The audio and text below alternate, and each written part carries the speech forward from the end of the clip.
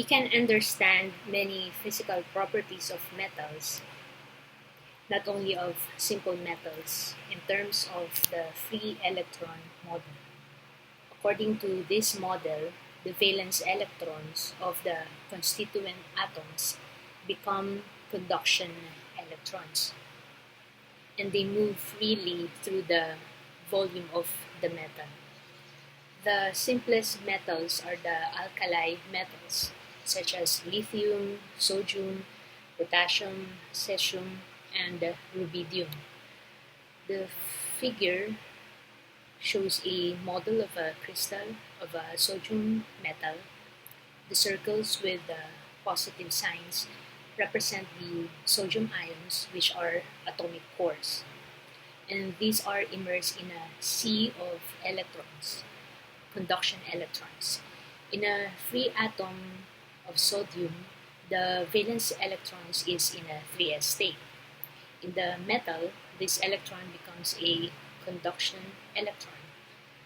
The atomic cores contain 10 electrons. Okay, so remember the configuration: 1s2, 2s2, 2p6. The figure shows also that there are a few ion cores in It's 6 o'clock. the volume of the crystal. The ion cores fill only about 15% of the volume in a sodium crystal. Before the invention of quantum mechanics, there's the classical theory to interpret the metallic properties. The classical theory succeeded in deriving Ohm's law and the relation between the electrical and the thermal conductivity. However, the classical theory fails to explain the heat capacity and the magnetic susceptibility. Now, for the fourth pointer in this slide, many types of experiments show that a conduction electron in a metal can move freely in a straight path over many atomic distances, and it's undeflected by collisions with other conduction electrons or by collisions with the atom cores. The conduction electrons are only scattered infrequently by other electrons. This property is a consequence of the Pauli exclusion principle. The conduction electrons are undeflected by the ion cores because matter waves propagate freely in a periodic structure that is created by the arrangement of the ion cores. These are quantum mechanical concepts. Now, by free electron Fermi gas, we mean a gas of free electrons subject to the Pauli exclusion principle. We assume that an electron of mass m is confined to a length L in between infinite barriers. In classical mechanics, we have equations of motion and conservation of energy equations. Now that we're treating an electron, which is a quantum mechanical object, we have the Schrodinger's equation. The Hamiltonian operating on the electron wave function gives the energy eigenvalues. We assume further that the potential is zero, so the Hamiltonian only contains kinetic energy. That's 1/2 mv squared that is written in terms of the momentum p. Simple algebraic procedure shows that it is p squared over 2m. So we have a differential equation, and the general solution has the form. The next step is to apply boundary conditions. Due to the infinite barriers, the wave function is 0 at x equals 0 and at x equals L. The boundary condition imposes that the second term should have no contribution to the solution. Therefore, b equals 0.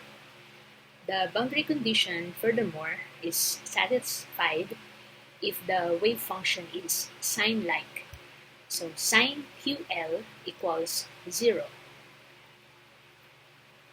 So Q must be n pi over L.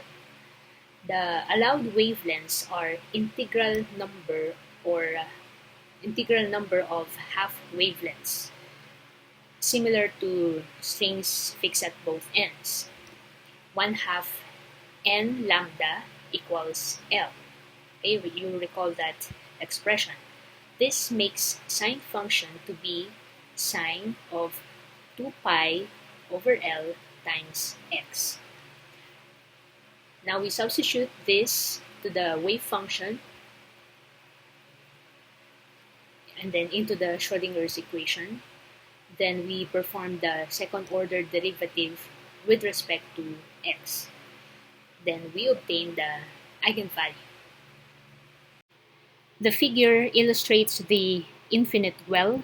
The barriers are characterized by potential equals infinity, while inside the barriers, within the length L, the potential is equal to 0. What is the Hamiltonian? It is a quantum mechanical operator. Operating on the wave function, we obtain the energy eigenvalues. Again, the allowed wavelengths are lambda sub n equals 2L over n. For n equals 1, lambda equals 2m. We have half a wavelength within a length L.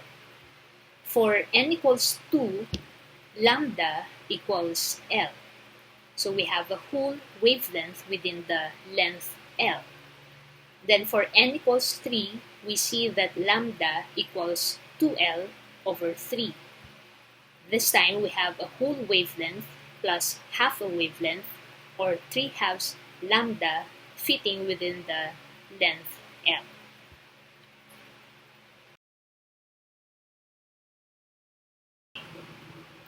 We want to accommodate n number of electrons on the line, a single line. According to the Pauli exclusion principle, no two electrons can have all their quantum numbers identical. In a linear solid, the quantum numbers of a conduction electron orbital are n and m sub s, where n is any positive integer and m sub s is the magnetic quantum number equal to positive or negative 1/2 according to the spin orientation. A pair of orbitals labeled by the quantum number n can accommodate two electrons, one with spin up and one with spin down. So suppose there are 6 electrons. Then start filling from the bottom, that is n equals 1, and continue until all 6 electrons are accommodated. Notice in this example, no electrons occupy we call the highest field energy level as n sub f. We observe that 2 times n sub f equals n, or the total number of electrons. In the example, 2 times 3 equals the 6 number of electrons that we accommodated in the orbitals. The energy of the highest occupied level is called the Fermi energy, or E sub f. The ground state is the state of the n-electron system at absolute 0, or t equals 0. We saw that all electronic levels are filled up to the Fermi energy. The levels above E sub f are empty. What happens as the temperature is increased? The solution is given by the Fermi-Dirac distribution function. The kinetic energy of the electron gas increases as the temperature increases, we will see that some levels will become occupied, which were vacant at absolute temperature. Some levels will become vacant, which were occupied at T equals 0 Kelvin. The distribution function f of E describes the distribution of electrons among the levels. The distribution function is the probability that the level E is occupied. Another term we use is Fermi factor. Now this part is important to be able to interpret the following graph. The quantity U is a function of the temperature. It is called the chemical potential. It is determined in such a way that the total number of electrons in the system is equal to n. At absolute zero, or T equals 0 Kelvin, the chemical potential equals the Fermi energy. At this absolute zero, all the states below E sub f are filled, whereas all those above E sub f are empty. Thus, at absolute zero, the Fermi factor is simply f of E equals 1 for E less than E sub f, and f of E equals 0 for E greater than E sub f. For energy less than E sub f, energy less than the Fermi energy, the exponential term E raised to E minus EF over K sub B T approaches 0 as T approaches 0. Thus, the Fermi factor yields the value f of E equals 1.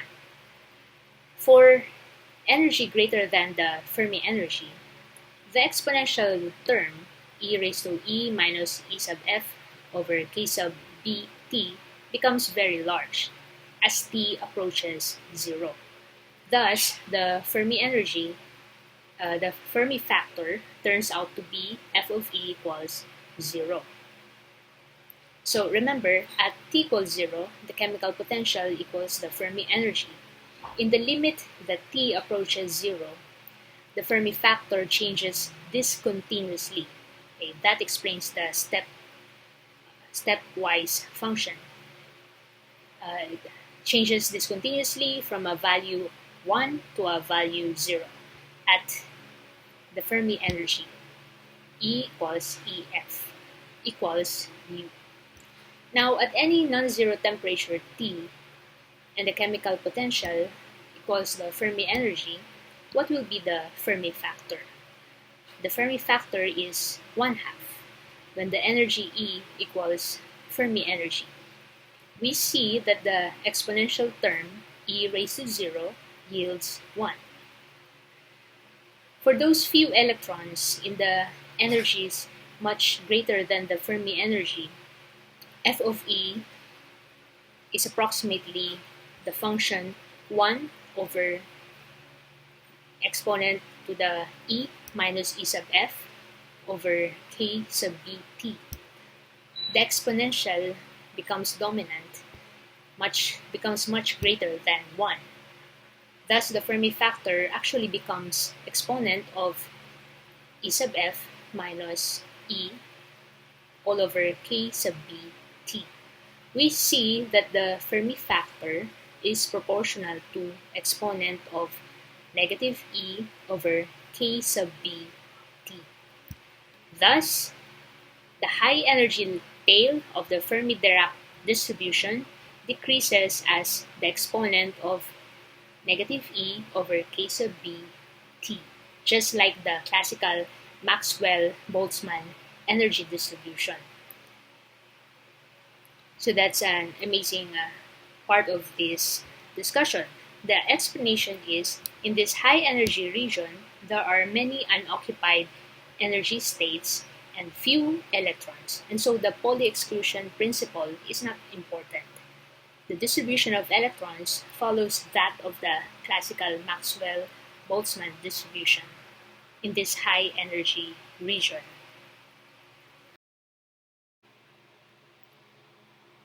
The Fermi factor is the probability that an energy state will be occupied. The chemical potential is the amount of energy needed to add an electron to the system.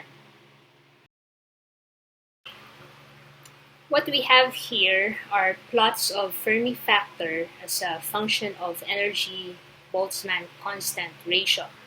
The distribution function are plotted at three different temperatures: 500 Kelvin, 5000 Kelvin, and 10,000 Kelvin. The chemical potential at each temperature may be read off this graph by noting the energy at which F, or the Fermi factor, equals 1/2. In this case, the X value that corresponds to this is 50,000 Kelvin. The energy is obtained by multiplying Boltzmann constant and this X value. We got the value of the chemical potential, var epsilon, equals 4.31 electron volts. Lastly, the Fermi temperature is defined as K sub B times T sub F equals E sub F.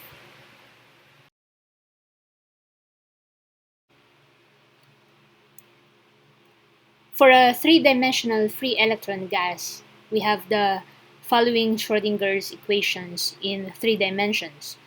The wave function is a function of the vector r. The Hamiltonian is an operator with 3 components. If the electrons are confined in a cube of edge length L, the solution to the Schrodinger's equation is the wave function of the following form.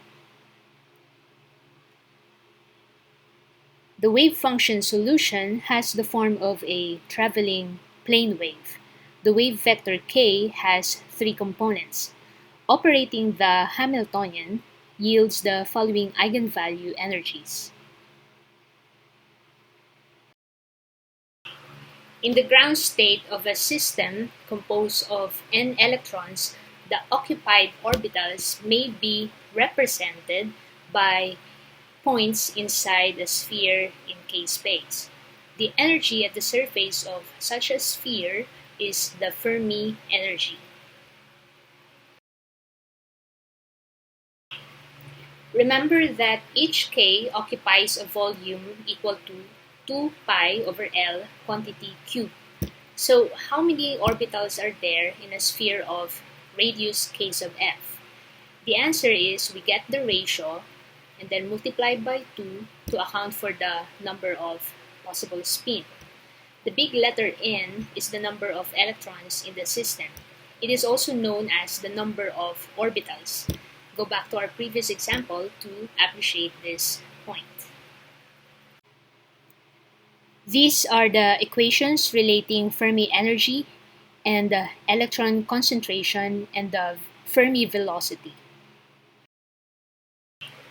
We now find an expression for the number of orbitals per unit energy range d of E. It's called the density of states. The number of orbitals is as given. To obtain the density of states, we perform a derivative of the big letter n with respect to E. So the density of states is proportional to the square root of E. Presenting now the density of states as function of energy for a free electron gas in 3 dimensions. The solid curve represents the square root of energy. The dashed curve represents the product of the square root of energy and the Fermi-Dirac distribution function. The shaded area represents the field orbitals at absolute zero. Now, the average energy is increased when the temperature is increased from 0 to a finite value T. Why? Because electrons are excited from region 1 to region 2. This ends the lecture. An exam questionnaire will be provided to test understanding.